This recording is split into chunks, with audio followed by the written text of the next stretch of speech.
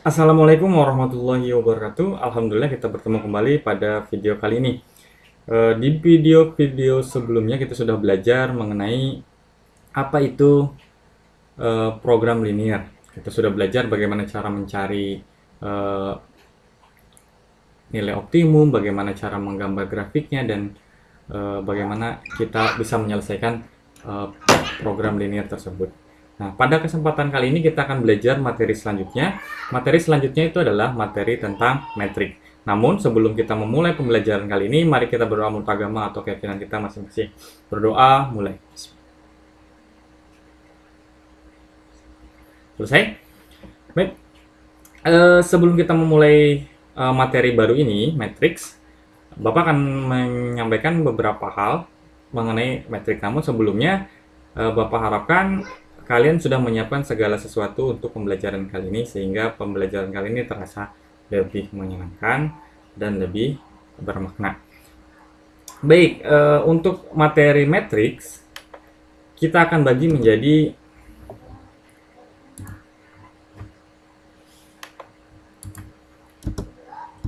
pada materi metrik ini kita akan bagi menjadi beberapa bagian. Yang pertama, jadi kita akan bagi menjadi beberapa video untuk metrik ini atau beberapa pertemuan. Yang pertama, kita akan membahas tentang pengertian, notasi, dan ordometrik. Kemudian yang kedua adalah operasi hitung metrik. Kemudian di operasi hitung metrik ini kita akan bagi menjadi dua bagian. Yang pertama adalah bagaimana menjumlahkan, mengurangkan, dan perkalian skalar pada metrik. Kemudian yang bagian 2B-nya kita akan membahas tentang perkalian dan pemangkatan metrik. Kemudian di bagian ketiga kita akan belajar tentang determinan metrik. Dan di bagian keempat kita akan belajar inverse metrik. Nah, dari keempat bagian ini, berarti kita akan membagi menjadi berapa ya? 1, 2, 3, 4, 5. Insya Allah kita akan selesaikan materi metrik ini melalui 5 video tentang metrik. Nah, di video kali ini kita akan belajar tentang pengertian, notasi, dan ordometrik. Mungkin kalian sudah ingat, terutama untuk anak-anak IPA, itu metrik ini sudah digunakan dalam pembelajaran fisika. Nah, jadi kita langsung saja ke pengertian, notasi, dan ordometrik. Pengertian metrik. Metrik adalah susunan bilangan yang diatur menurut baris dan kolom dalam suatu jajaran berbentuk persegi atau persegi panjang yang diletakkan dalam kurung biasa atau kurung siku.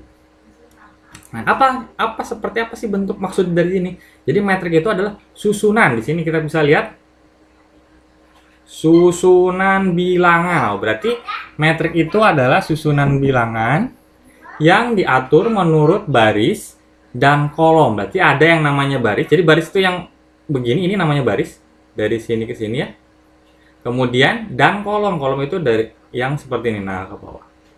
Ini adalah kolom. Sedangkan ini adalah baris yang seperti ini.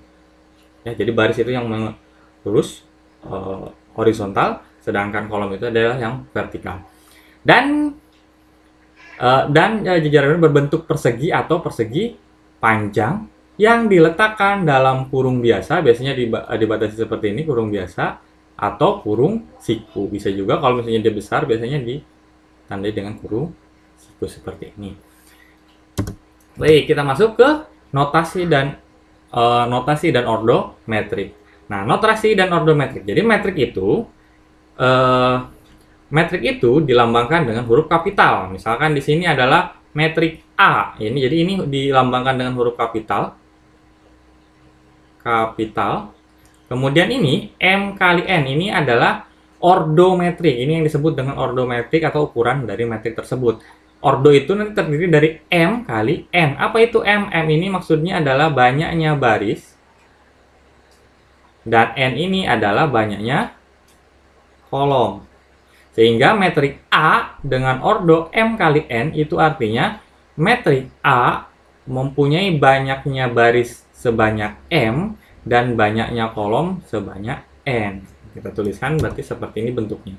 Jadi nama metriknya harus huruf kapital ya, tidak boleh huruf tidak kapital.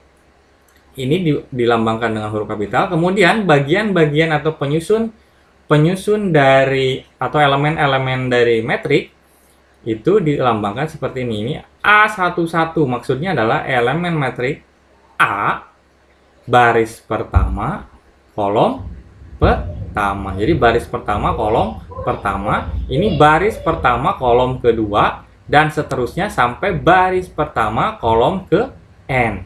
Karena di sini kita tuliskan m kali n, berarti banyaknya kolomnya itu ada n, berarti 1, 2 dan seterusnya sampai akhirnya kolomnya adalah sebanyak n. Sedangkan barisnya itu barisnya m, berarti mulai dari baris pertama, baris kedua, ketiga dan seterusnya sampai ketemu dengan baris m. Nah, sehingga semuanya itu di bagian terakhir itu tertulis baris atau elemen A, M, N. Artinya dia elemen A, elemen matrik A dari baris M ke M dan kolom ke N. Begini ya. Jadi penulisannya. Jadi ingat penulisan metrik itu, nama metrik itu huruf kapital. Jadi nggak boleh sembarangan kita tulis metrik A sama dengan, nah begini nggak boleh. Tapi menggunakan huruf kapital. Oke ya, itu adalah penulisan atau notasi dan ordometrik. Kita lanjutkan. Selanjutnya adalah macam-macam metrik. Kita akan masuk ke babak selanjutnya, yaitu macam-macam metrik. Apa itu macam-macam metrik? Nah, jadi macam-macam metrik ini berdasarkan macam-macam metrik itu dibedakan menjadi dua. Nah, yang pertama ini macam-macam metrik berdasarkan banyaknya baris dan banyaknya kolom. Nah, kalau berdasarkan banyaknya baris dan banyaknya kolom, metrik itu dibagi menjadi 4 jenis metrik. Yang pertama metrik baris, metrik kolom, metrik persegi panjang, dan metrik persegi. Nah, sesuai dengan namanya, berarti ini berdasarkan banyaknya baris dan banyaknya kolom. Kalau dinamakan metrik baris, berarti metrik itu hanya terdiri dari satu baris. Misalkan Bapak punya metrik A sama dengan hanya satu baris, misalnya 1, 3, maaf, nggak ada komanya. Ya, yang betul itu nggak ada komanya. Kita ulang. Misalkan metrik A sama dengan, nah kurung biasa, misalnya 1, 3, 5, 7 misalnya. Ini namanya metrik baris karena dia terdiri dari satu baris. Sedangkan kalau yang dinamakan metrik kolom berarti dia adalah metrik yang berbentuk hanya satu kolom. Misalkan kita kasih contoh, metrik kolom, metrik B itu sama dengan 2, 5, 7 misalnya. Nah, ini namanya metrik kolom, hanya terdiri dari satu kolom. Ada berapa baris? Ada 3 baris. Sedangkan di sini adalah metrik baris, hanya terdiri satu baris dan 4 kolom. Jadi kalau kolomnya terserah, yang penting dia hanya terdiri dari satu baris, itu yang disebut dengan metrik baris. Sedangkan metrik kolom itu terdiri dari satu kolom dan terserah barisnya tidak ditentukan. Bisa 4, bisa 5, bisa cuma 2 dan seterusnya. Itu namanya metrik baris. Sedangkan yang ketiga adalah metrik persegi panjang. Sesuai dengan namanya, metrik persegi panjang. Artinya metrik persegi panjang itu adalah metrik yang berbentuk persegi panjang, artinya dia antara banyaknya kolom dan banyaknya baris itu tidak sama. Nah, jadi sehingga dia membentuk persegi panjang. Misalkan kita ambil contoh, di sini adalah metrik persegi panjang C sama dengan, berarti kita bikin saja metrik C-nya adalah misalnya 2 kali 3 misalnya. Nah, berarti dia terdiri dari 2 baris. Misalkan kita ambil misalnya 1, 3, 7, 6, 2, 4, 6, 9. Nah, ini namanya metrik persegi panjang. Kenapa dinamakan metrik persegi panjang? Karena dia berbentuk seperti persegi panjang. Coba kalian lihat, dia berbentuk seperti persegi panjang. Bisa nggak kalau misalnya 4 kali 3? Boleh. Yang penting antara baris dan kolomnya itu tidak sama banyaknya. Kemudian yang keempat adalah metrik persegi. Sesuai dengan namanya metrik persegi, berarti dia banyaknya baris dan banyaknya kolomnya itu sama Misalkan kalau misalnya metrik persegi, kita ambil metrik persegi D 2 kali 2 misalnya, maka metrik D ini itu adalah 21 misalnya 45. Ini namanya metrik persegi karena antara baris dan kolomnya itu sama-sama 2. Misalkan lagi metrik E. Coba. Misalkan 2, 3, 5, 4, 7, 9, 2, 1, 7. Nah, seperti ini. Ini adalah metrik persegi dengan banyak kolom dan barisnya adalah 3. Jadi kalau metrik persegi itu cukup biasanya tidak perlu disampaikan metrik A 3 kali 3. Nah, dia metrik persegi itu berarti ordonya metrik persegi dengan ordo 3. Jadi dia nggak usah 3 kali 3 maksudnya dia bentuknya persegi. Selanjutnya, jadi ya kita udah ngerti ya, macam-macam metrik itu berdasarkan banyak baris dan banyak kolom itu terdiri dari 4 jenis. Yang pertama adalah metrik baris, ini contohnya. Kemudian metrik kolom, metrik persegi panjang, dan metrik persegi. Kita sudah belajar macam-macam metrik itu ada 4 berdasarkan banyaknya baris dan banyaknya kolom. Oke, kita lanjutkan ke selanjutnya. Macam-macam metrik berdasarkan pola elemen-elemennya. Nah, ini sekarang berdasarkan pola elemen. Kalau tadi adalah berdasarkan banyaknya baris dan banyaknya kolom. Sedangkan sekarang berdasarkan pola elemen-elemen. Apa aja yang ada macam-macam metrik berdasarkan pola elemen-elemen? Yang pertama adalah metrik 0. Kenapa dinamakan metrik 0? Ya. Jadi ada yang pertama adalah metrik 0. Kenapa dia disebut dengan metrik 0? Sesuai dengan namanya, metrik 0. Berarti metrik itu hanya terdiri dari, jadi elemen-elemen penyusun dari metrik tersebut adalah 0. Misalkan kita punya metrik A, misal lagi ya, A itu sama dengan 0, 0, 0, 0. Nah, ini disebut dengan metrik 0. Kenapa? Karena elemen-elemen pembentuk metrik A itu adalah semuanya 0. Misalkan lagi metrik B, misalnya 3 kali 3 ya. Nah, berarti dia tetap dia elemen pembentuknya adalah 0, 0, 0. Seperti ini. Ya. Jadi namanya metrik 0 itu berarti berdasarkan pola elemen-elemennya. Berarti kalau metriknya metrik 0, berarti dalamnya tidak ada bilangan lain selain angka 0. Oke. Selanjutnya yang kedua macam-macam metrik berdasarkan pola elemen-elemen disebut dengan metrik diagonal. Kenapa dinamakan metrik diagonal? Karena metrik ini yang ada nilainya itu yang ada nilainya selain 0 itu adalah di diagonalnya saja. Misalkan kita ambil contoh metrik diagonal D. Nah, dia namanya diagonal ya, berarti nilai yang ada nilai selain angka 0-nya itu hanya ada di diagonal. Misalkan kita contoh 1, 2, 3 seperti ini. Nah, seperti ini. Nah, semua elemennya 0 kecuali di diagonal. Ini namanya diagonal. Nah, dari 1, 2, 3 ini yang seperti ini namanya diagonal utama. Ya, jadi hanya di diagonal utamanya saja dia ada nilai selain 0. Misalkan lagi, ini seperti ini bentuknya di metrik diagonal bisa. Kemudian bisa juga seperti ini. Misalkan kita punya metrik E 3 misalnya 0, 0, 0, 0, 0, 0, 0, seperti ini. Nah, ini juga termasuk metrik diagonal karena metriknya adalah diagonalnya adalah 3, 0, 0. Yang penting di diagonal utamanya ada angka atau ada elemen selain elemen 0.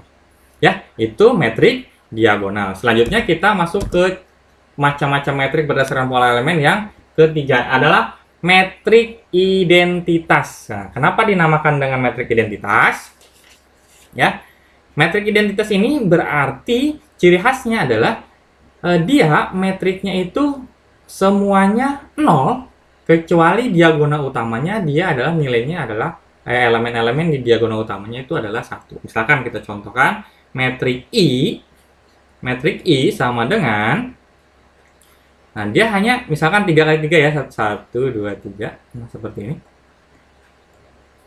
Nah, diagonal utamanya adalah bukan 0, tetapi nilainya 1. Nggak boleh 2, nggak boleh 3. Itulah disebut dengan metrik identitas. Bisa juga misalkan metrik E. Nah, 1, 1, 0, 0. Nah, seperti ini. Ini juga diagonal. Yang penting, metrik identitas itu adalah metrik persegi ya. Jadi nggak ada metrik identitas itu tidak persegi. Jadi persegi. Selanjutnya, yang keempat. Nah, metrik segitiga. Metrik segitiga ini dibedakan menjadi dua jenis. Yang pertama adalah metrik segitiga atas dan metrik segitiga bawah. Ya, ada dua metrik segitiga atas dan segitiga bawah. Misalkan kita punya metrik S, kenapa disebut dengan metrik segitiga? Ya, metrik segitiga atas artinya metrik segitiga atas itu adalah semua yang ada nilainya itu adalah di bagian atas, sedangkan yang di bawah itu bernilai 0. Ya, itu disebut dengan metrik segitiga atas. Kalau segitiga bawah itu yang di bawahnya bernilai 0. Misalkan kita contoh, metrik S, misalnya segitiga atas, berarti nilai dari diagonal utama sampai ke di atasnya itu ada nilainya. Misalkan kita bikin metrik 3 kali 3, berarti nanti di sini 3 kali 3 diagonalnya adalah, jadi di diagonal atasnya itu bernilai, ada nilainya. Nah, berarti di bagian bawahnya itu bernilai 0, sedangkan yang di atasnya ada nilainya selain 0. Ini disebut dengan metrik segitiga atas. Misalkan di sini ada 5, 7, 9. Kemudian metrik segitiga bawahnya misalkan kita metrik T. Ini berarti di bawahnya dia namanya segitiga bawah, berarti dari diagonal utama ke bawah ada nilainya, sedangkan di atasnya itu bernilai 0. Elemen-elemennya adalah 0. Misalkan kita contohkan di sini 2, 3, 7, 9, 6, 5, sedangkan di atasnya itu bernilai 0 seperti itu. Nah, ini segitiga atas. Kenapa dinamakan segitiga atas? Nah, ini bentuknya di sini berbentuk segitiga. Nah, seperti ini ya. Kenapa yang ini segitiga bawah? Karena dari diagonal utama, nah, dia berbentuk segitiga dan di bagian bawah. Maka disebut dengan metrik segitiga atas dan metrik segitiga bawah. Oke. Selanjutnya, ya, kita masuk ke selanjutnya, yaitu transpos suatu metrik. Transpos suatu metrik. Apa itu transpos suatu metrik? Transpos itu adalah sesuai dengan namanya transpos, berarti seperti dalam transformer, berubah.